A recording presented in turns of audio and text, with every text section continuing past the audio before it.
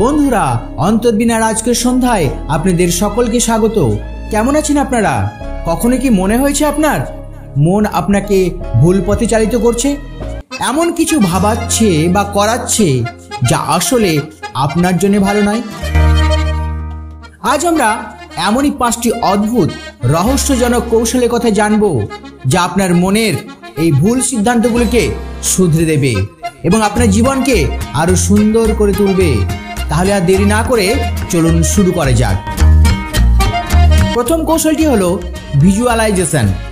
ভাবুন তো, আপনি কোনো গুরুত্বপূর্ণ কাজ করতে চলেছেন, কিন্তু ভয় বা দ্বিধা আপনাকে পিছিয়ে দিচ্ছে। এই সময় কি করবেন? কিছুক্ষণ চোখ বন্ধ করে সেই কাজটির সফল সমাপ্তি কল্পনা করুন।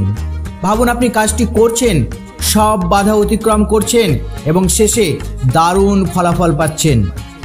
বিজ্ঞান বলে আমাদের মস্তিষ্ক বাস্তব এবং কল্পনার মধ্যে খুব একটা পার্থক্য করতে পারে না। যখন আপনি সাফল্যের ছবি বারবার দেখেন, তখন আপনার আত্মবিশ্বাস বাড়ে এবং কাজটি করার সাহস জন্মায়।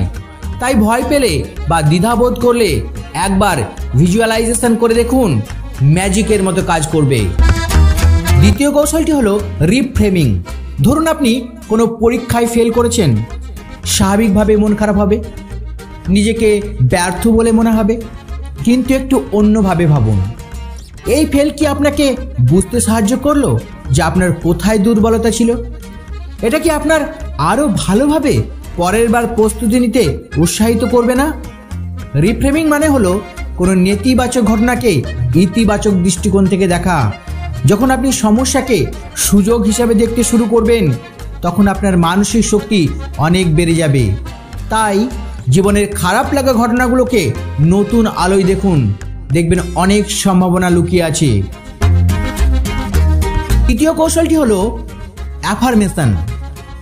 আমরা সারাদিন নিজের মনে অজস্র কথা বলি। খেয়াল করে দেখবেন এর মধ্যে বেশিরভাগ কথাই নেতিবাচক হয়। আমি এটা পারবো না, আমার ভাগ্য খারাপ। এই নেতিবাচক ভাবনাগুলোই আরো দুর্বল করে তোলে। অ্যাফার্মেশন হলো ইচ্ছাকৃত কিছু ইতিবাচক বাক্য বারবার বলা বা মনে করা। যেমন আমি আত্মবিশ্বাসী, আমি সফল, আমার জীবনে সব ভালো হচ্ছে।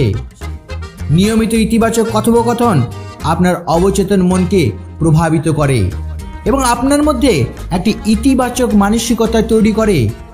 চেষ্টা করে দেখুন নিজের সম্পর্কে ভালো কথা বলুন।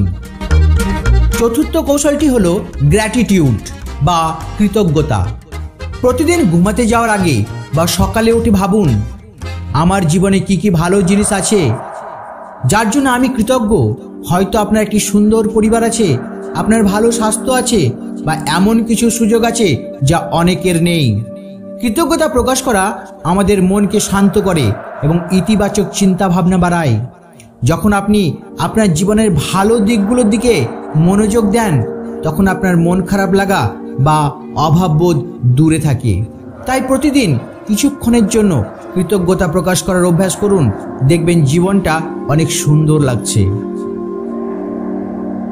পঞ্চম এবং শেষ কৌশল হলো মাইন্ডফুলনেস বা সচেতনতা। এর মানে হলো বর্তমানে মনোযোগ দেওয়া। আমরা প্রায়ই হয় অতীত নিয়ে চিন্তা করি, আর না হয় ভবিষ্যতের স্বপ্নে বিভোর থাকি।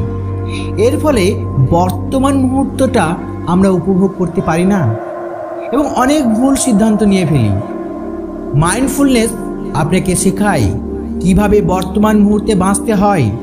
যখন আপনি কোনো কাজ করছেন, তখন সেই কাজের প্রতি সম্পূর্ণ মনোযোগ দিন। নিজের শ্বাস প্রশ্বাসের দিকে খেয়াল রাখুন, আপনার চারপাশের পরিবেশ অনুভব করুন। নিয়মিত মাইন্ডফুলনেস প্র্যাকটিস করলে আপনার মন শান্ত হবে এবং আপনি আরও ভালোভাবে নিজের আবেগ এবং চিন্তা ভাবনাকে নিয়ন্ত্রণ করতে পারবেন। তো বন্ধুরা, আপনাদের কোন কৌশলটি সবচেয়ে বেশি ভালো লাগলো তা কমেন্ট করে জানাতে ভুলবেন না। আর যদি ভিডিওটি ভালো লেগে থাকে তাহলে অবশ্যই একটি লাইক করবেন এবং বন্ধুদের সাথে শেয়ার করবেন। অন্তর্বিনার সাথে থাকার জন্য আপনাদেরকে অসংখ্য ধন্যবাদ। যারা এখনও চ্যানেলটিকে সাবস্ক্রাইব করেননি তারা এখনই সাবস্ক্রাইব করে পাশে থাকা বেল আইকনটি প্রেস করুন, যাতে আমাদের আগামী ভিডিওগুলোর নোটিফিকেশন আপনার কাছে পৌঁছে যায়। খুব শীঘ্রই আবার ফিরে আসব নতুন কোনো বিষয় নিয়ে। ততক্ষণ ভালো থাকুন, সুস্থ থাকুন এবং নিজের মনের যত্ন নিন। অন্তর্বেনা চ্যানেলে 3 ধরনের ভিডিও পাবলিশ করা হয়: দুনিয়ার রহস্য ও ইতিহাস, মোটিভেশনাল বিভিন্ন ধরনের তথ্য যা আপনার মনকে বুঝতে সাহায্য করে, দুর্দান্ত মুভির সারাংশ। দেখতে থাকুন আর জীবনকে করুন আরও সুন্দর।